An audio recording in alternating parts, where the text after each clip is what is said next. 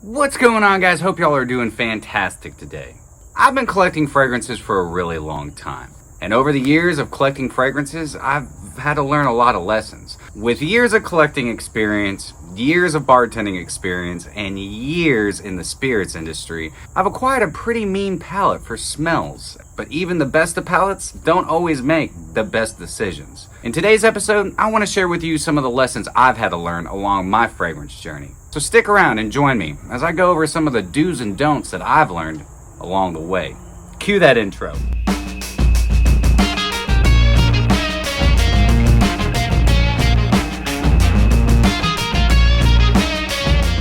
What's going on, my beautiful fragrance family, and welcome back to My2Scents. My name is Brian, and this is the show about boosting your confidence through the art of fragrance and becoming a lasting scent. A lot of subscribers tell me that they've really enjoyed me in this setting. And I keep talking about horses and that there's horses in the background. Well, they're not there anymore. Well, you can kind of see them. There's Naya. There's one of the dogs I'm taking care of. But yeah, they're roaming around back there, so you might see them. I'm going to keep an eye on the camera, so I'll point them out to you. Today's episode is going to be a little bit different. I've been working on this concept for a little while now, and when I did my live fragrance family Q&A with you guys, it really inspired me to want to do this episode even more. I've been collecting fragrances now, really collecting fragrances for 15 years. I really started my fragrance journey 30 years ago, but I really got into collecting fragrances really hardcore 15 years ago. And just recently, I decided to put my 2 cents in on the mix. I wanted to add something a little bit different to the fragrance community. I want to add a little bit of substance instead of just fragrance reviews.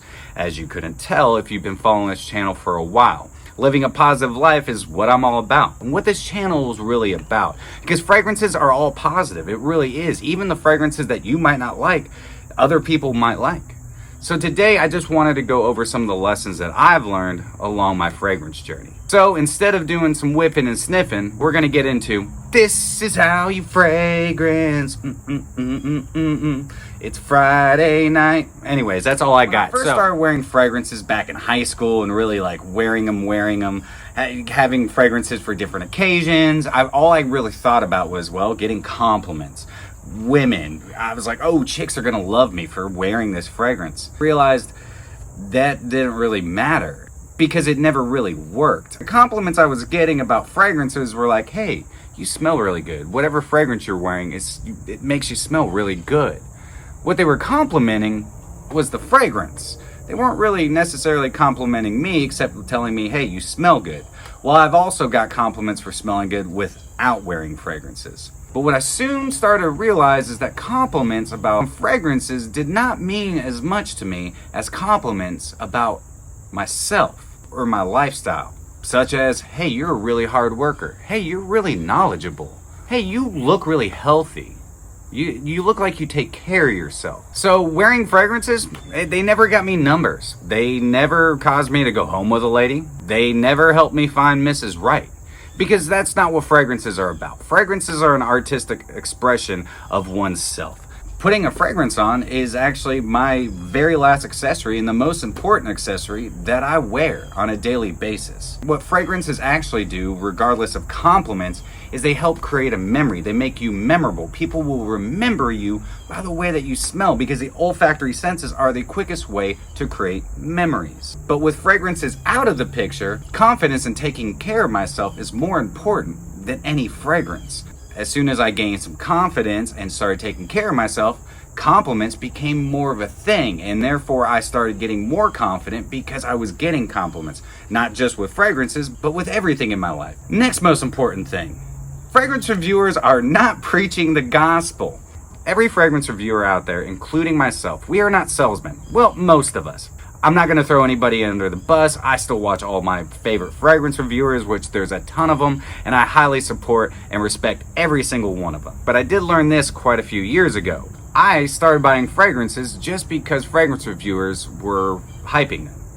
And I started believing the hype. I was like, ooh, man, those are going to get me compliments. Those are going to get me laid. That never happened. I started getting a lot of fragrances that really didn't work for me, and I kind of shot myself in the foot because I wasted the money. And I started actually kind of getting upset with those fragrance reviewers. But what I should have realized, it was my own stupidity. because I didn't listen to the rest of what they were saying. Don't blind buy. Test drive. Test them before you buy them. I bought a lot of niche fragrances along my way that I don't own anymore because they didn't work with my skin, because I didn't listen to the fragrance reviewer. All I heard was the hype. Test drive your fragrances. Don't blind buy your fragrances. I know this isn't going to stop you from blind buying, because blind buying's fun. I blind buy a ton of fragrances. But again, don't get mad at the fragrance reviewer if the fragrance doesn't work for you, because it's just our personal opinion. Fragrances that work on my skin are going to work differently on your skin, and so on and so forth. And that's what makes us unique, is our skin chemistry. The fragrance goes into the bottle smelling the exact same. It's your skin that helps it work or causes it to not work. It all depends on your skin chemistry. Guys, we are not salesmen.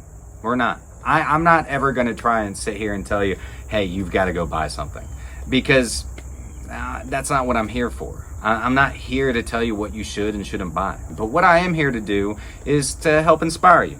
Because if I tell you not to buy something, you might miss out on the fragrance that is right for you. That could become the fragrance of a lifetime for you. It's like me saying, hey, don't date this woman. I don't like her. And then you don't date her. And then you miss out on the love of your life and a long and happy marriage. See where I'm going at with that?